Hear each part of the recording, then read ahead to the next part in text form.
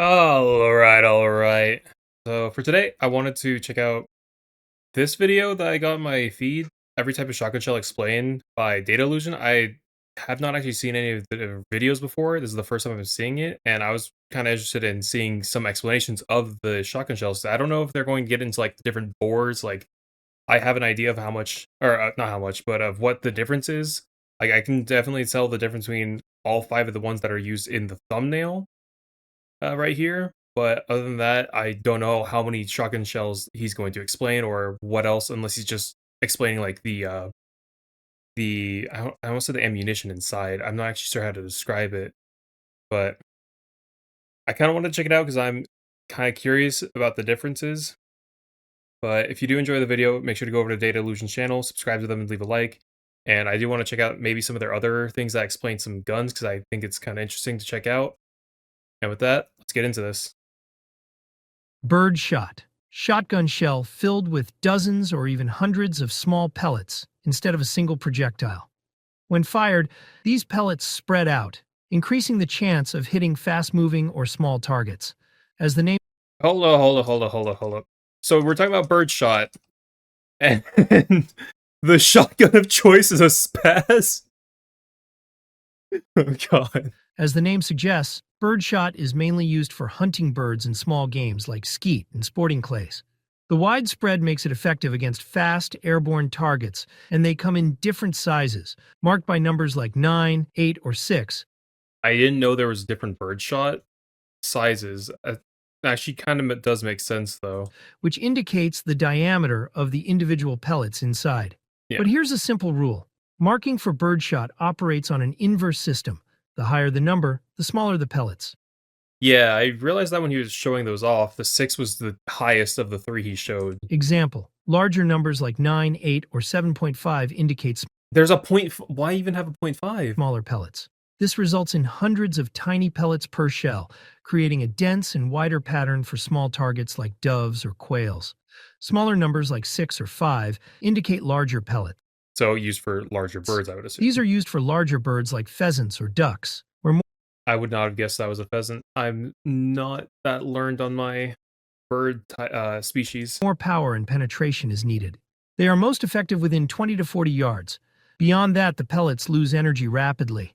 And at a very close range, example 10 to 15 yards, the shot charge is still a concentrated mass, behaving much like a single projectile. At that distance, they are devastating, I wasn't expecting to put a person. almost instantly fatal to a human. They are designed to hit targets without excessive penetration. Yeah, they're not having that much force. I mean, he already said that they lose most of their force or their velocity like after a certain distance. So it's mainly just going to be the initial hit, not much penetration, and then just a massive amount of pain. And compared to buckshot or slugs, birdshot usually produces lighter recoil. Buckshot, a type Probably less gunpowder too, is why. of shotgun shell filled with large pellets, unlike birdshot, which contains many smaller ones. When fired, buckshot pellets spread out, but not nearly as much as birdshot. This tighter spread, combined with much larger pellet size, gives buckshot greater power and penetration, making it suitable for larger targets. They come in different sizes and is marked I mean, it's in the name buckshot. We're shooting bucks, so deer, so those types of larger mammals. with numbers like 4, 1, 0, 00, What do you 00? What do you mean? Why is that? Oh my, what? zeros, or triple zeros. The larger the number, the smaller the pellets, meaning number 4 buck is smaller than number 1 buck. You may have heard the terms single-aught and double-aught. Single-aught I'm pretty sure I have heard them. I don't think I've ever had it explained, so let's hear what he says. refers to size number 0 buck, while double-aught means size Zero? number 00 buck. Okay, that makes sense because aught, like, usually that's more European, I believe, with the way they say it, like, not point .8 or stuff like that. The more zeros, the larger the pellets. Buckshot is generally effective up to 50 yards, depending on the load and the shotgun. The larger pellets retain energy far better than birdshot, giving buckshot a strong balance of spread and stopping power. Compared to birdshot, buckshot produces more recoil due to its heavier payload. It's commonly used for medium-sized game hunting, law enforcement, and home defense. Overall, Buckshot sits between birdshot and slugs, offering more power than birdshot and more spread than a single solid projectile. Slugs, one shell, one solid projectile. Unlike buckshot or birdshot, which contain multiple pellets, they are designed for short to medium distances, typically effective within 50 to 100 yards, depending on the barrel and shell load. At these ranges, they offer far greater accuracy than other type of Yeah. shells, making precise hits possible. Because of their large diameter and heavy weight, slugs have exceptional stopping power. That's Jesus. why they're commonly used for hunting large game and by law enforcement for barrier penetration or Yeah, just shooting off the hinges. Well, actually, I think they use a different type of shell for that, right? Like specifically like a breaching shell that's separate from a slug. I don't know if that's actually correct or not, but leave me a comment saying what I'm doing wrong because I don't know the difference actually. disabling vehicles. The trade-off for this power is heavy recoil, especially in lightweight shotguns. Slugs are often softer than they look. Many traditional slugs, like Foster slugs, are made of soft lead, designed to deform on impact. Yeah, I was gonna say like these ones don't have like that high penetration power compared to like the AP rounds that you'd be using or even flechettes. Like these ones are meant to like be like a you're getting punched with a little thing of metal as opposed to being like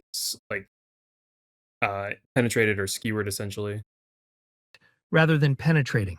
And despite the myths, shotgun slugs are not armor piercing.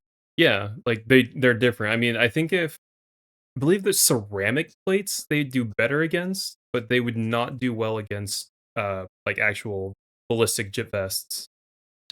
Modern body armor can stop or significantly reduce their effectiveness, particularly at longer distances. Yeah, because like I guess the way I would describe it is like if you have like a blunt arrow as opposed to like a dart that's made for like puncturing. Also, slugs can be less lethal at long range than rifles. Due to their poor aerodynamics, slugs lose velocity extremely fast and have dramatic bullet drop, making them far less dangerous at long distances compared to rifle rounds. So while they lack the reach of a rifle, shotgun slugs offer something unique: short-range accuracy and massive impact. Less lethal shells, designed to stop or control a person without causing fatal injuries. Like I guess like the beanbag guns. Like that's the only thing I can really think of. Though These are serious rubber injury or pellets. death is still possible. Unlike buckshot or slugs, less lethal shotgun rounds are not meant to penetrate the body. Instead, they rely on blunt force trauma to cause pain and muscle disruption, and they travel at much lower velocities than other shells. To prevent confusion, less lethal shells are often brightly colored, like blue or green. The most common types include beanbag rounds, rubber Yeah, slugs, there's and foam baton projectiles. I've never heard of foam baton. Most of them are 12 gauge and are fired from standard shotguns used by law enforcement. Okay, this is another one that I don't know if you'll explain, but the difference between the gauges is that based on the number of like how much gunpowder is in the shell? But many police departments choose to use dedicated shotguns Yeah, this one I've definitely seen. Although this one looks more like a toy than specifically for an less actual lethal one. rounds to avoid deadly mistakes. Their accuracy is limited, especially at longer distances, and impact to the head, neck, chest, or spine can still be fatal. That's why their use is governed by strict rules. So while they're designed as safe alternatives, they are still dangerous. Trust. Flechettes. Instead of firing pellets or a single slug, flechette shells launch dozens of tiny dart-shaped steel projectiles. The name comes from the French word flechette, meaning little arrow. They were Yeah. developed mainly for military use, especially during the Vietnam War, where they were tested in jungle combat. The idea was to fire shells that could cut through foliage and light cover more effectively than buckshot or slugs. On paper, it sounded promising. They were designed for penetration, not spread. Some versions can even punch through light body armor under certain conditions. But in practice, problems quickly appeared. Once they leave the barrel, flechettes often become unstable, resulting in unpredictable flight paths and inconsistent accuracy. And while they penetrate well, each dart is very light, meaning Oh, so it's not gonna do as much damage or pain to the person. Like it's like getting I would say stepping on a needle or like a thumbtack, probably a thumbtack. It delivers limited energy on impact. That leads to another issue: poor stopping power. Yeah. Targets could be hit by multiple fléchettes and still remain mobile, making the round unreliable for combat or law enforcement use. Despite being marketed at times as armor-piercing, fléchette shells never lived up to the claim. Dragon's breath shells. They Oh, sound yeah. terrifying, but they're nothing like what most people imagine. They Yeah. don't fire pellets or solid projectiles. Instead, It looks cool, though. they launch burning metal sparks, usually made from magnesium, which ignite as the round is fired. The result is a massive fireball and stream of sparks that can shoot 20 to 30 yards downrange, especially visible at night. Visually, it's one of the most dramatic type of shell ever created. But here's the reality. Despite its intimidating appearance, it has very little practical effectiveness. The sparks have poor accuracy, almost no penetration, and no reliable stopping power. It's not designed for combat, self-defense, or law enforcement use. I was gonna say the only time I've ever actually seen this used, aside from like in a video game like Black Ops, was I think FPS Russia. I'm pretty sure did like a video where he used it. I remember watching that, I believe. And it was cool, but I'm pretty sure it wasn't that effective on really achieving like damage. What it does have is risk. The burning magnesium can easily ignite dry grass, wood, or flammable materials, making these shells extremely dangerous in dry or urban environments. They're also known to damage shotgun barrels due to the intense heat and residue. Because of this fire hazard, they are illegal or restricted in many regions, and they are not used by the military. Their popularity comes mainly from viral videos, not real-world applications. Yeah, Flight that makes control sense. shells. They don't Flight hit control? harder, they hit smarter. Okay, so it's just making it more accurate, more precise. Developed by Federal Premium, flight control shells are specialized buckshot that uses a rear deploying Oh, what is that? Okay, it has a casing of wad? wad that stays with the pellets longer after leaving the barrel. Oh. Instead of spreading immediately, the shot stays tightly grouped. The result? Much tighter and more consistent patterns, even from standard or short-barreled shotguns. This tighter grouping extends buckshot's effective range and reduces stray pellets, which is why many law enforcement use flight control loads. It's not about extra power, it's about control and precision. Actually Mini hitting the shells. shot. These are like dwarfs of shotgun What? shells, usually Is this used for more like spreading it out the shots? Like what? about 1.75 inches long, compared to And I think we can all agree, lads, that's pretty fucking big. standard 2.75 That's too much, you inch know? shells. They use less powder and a lighter payload, and their biggest advantage is reduced recoil. They are much easier to control, making them popular with new shooters and anyone sensitive to strong recoil. Their shorter length also means higher magazine capacity. In tube-fed Oh, shotguns, that's true. mini shells can almost double the number of rounds you can carry. They come in birdshot, buckshot, and even slug versions. But there's a trade-off. Less powder means less power, and shorter effective range compared to full-size shells. Another downside is reliability. Many pump and semi-automatic shotguns don't feed mini shells consistently. Yeah, I was gonna say they're not really made for those. Like you try to, I would assume there would be a lot more jams. Well, not even, and they wouldn't even get to the misfire because they would just jam trying to load the next mini shell in. They are mostly a civilian product, used for training or recreational shooting. Okay. Flare shells. They're not ammunition, they're signals. Yeah. Unlike buckshot or slugs, flare shells fire a single burning flare projectile into the air. Their purpose isn't to hit a target, but to be seen. Once launched, the flare ignites and produces an intense bright light, often burning for several seconds as it descends. At night or in low visibility, that light can be seen from kilometers away. They're used for distress signaling, illumination, and marking locations, especially in maritime and survival situations. Famous examples include flares fired during the Titanic disaster to signal for help.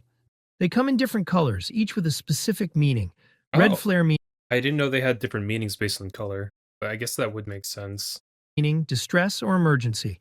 Green Yeah. flare meaning position marking or all clear. White flare meaning illumination, used to light up an area, such as a landing zone. Orange flare meaning caution or signaling.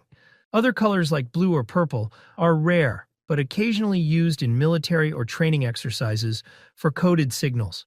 Some people wonder, what if a flare shell is fired at someone? The result would be extremely dangerous.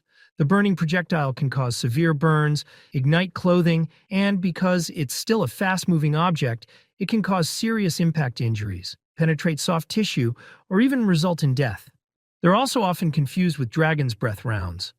The difference is simple. Dragon's breath sprays sparks. Flare shells launch one burning signal. By far, I have explained 9 types of shells. Which one is your favorite, and which one surprised you the most? Drop your answer in the comments. Now let's get to the next one. Leave your answer too. Cut shells. These are modified shells? birdshot or buckshot shells intended to behave like Partially. slugs.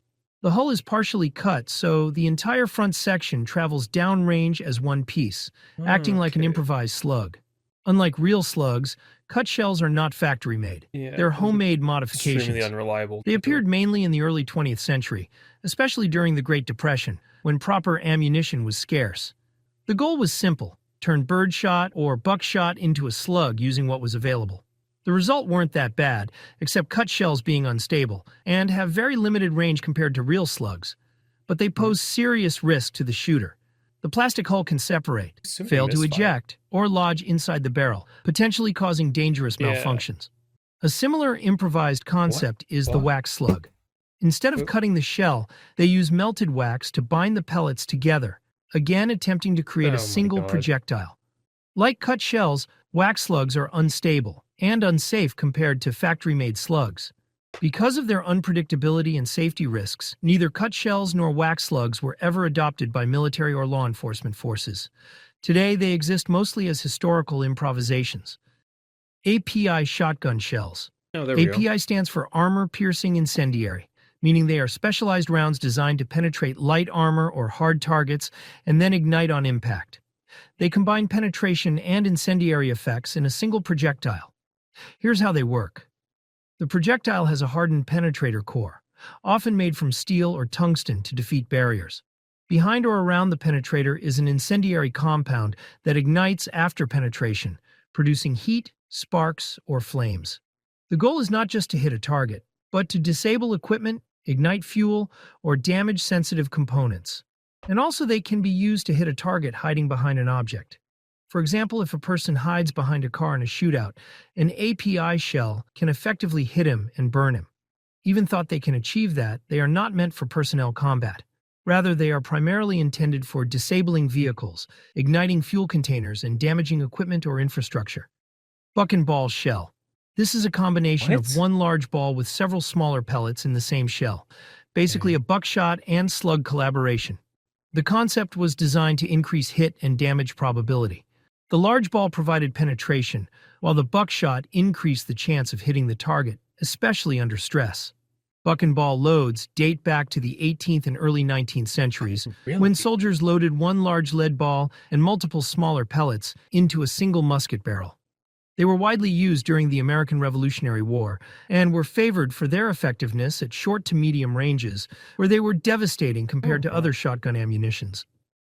I'd never actually heard of that usage before. Shotgun shells can also be classified in 2 categories, either by their load or overall size. By their load, Okay. we have 3 main categories: light load, heavy load, and magnum shells. Jesus Christ, look at the difference. Light load shells are designed for low recoil and ease of control. They contain less powder and a lighter shot charge, making them ideal for training, target shooting, and for new shooters. They're easier on the shoulder, but they have shorter effective range and less impact. Heavy load shells. These step things up. They contain a larger powder charge and often more shot, delivering greater energy and better performance at longer distances. They are commonly used for hunting or defensive roles, where reliability and stopping power matter more than comfort. Then there are magnum shells. Magnum shells are longer in size and more powerful, usually loaded with significantly more shot and powder. They deliver maximum range and penetration, but at the cost of a strong recoil. Magnum shells are I was gonna say, like, why is that guy look sad when he looked at the gun? I guess he's doing that for the recoil. typically used for large game hunting or specialized applications, and not all shotguns are rated to fire them safely. Classification by overall shell size, which refers to the diameter of the shell, not its length. This system is known as the Oh, okay, gauge. this is the one I was asking about. Common shotgun gauges include 10 gauge, 12 gauge, 16 gauge, 20 gauge, 28 gauge, and 410 bore. The larger the gauge number, the smaller the shell. 12 gauge is by far the most popular and widely used, offering the best balance between power and versatility. Oh, I thought he was gonna do more comparison to them. Okay, but that's it for that video then. I mean, that did help me, I did learn some new things too, but I didn't really get full understanding on the gauge differences like I was hoping for, because all we did was say that this is now thinner and they're smaller. I don't really know what's the main difference other than just the size. Like, would you have slightly more pellets, slightly more gunpowder? I mean, of course you would based on the size, but I don't know. This I was expecting like a bit more in depth, but that's still enough to get like the general idea and understanding of it. Okay. But that was every type of shotgun shell explained by Data Illusion.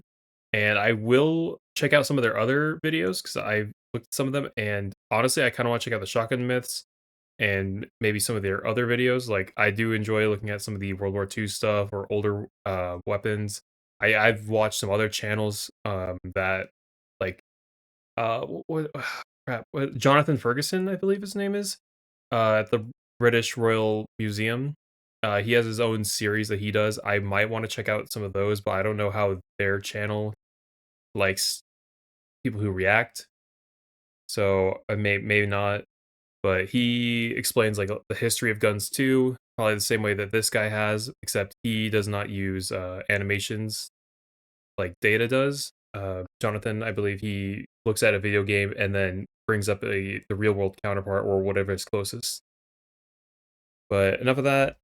This is Data Illusion with his video. If you enjoyed that or want to check out some of his other content yourself, go over to his videos and his channel and subscribe. And with that, I think we're done here. We out.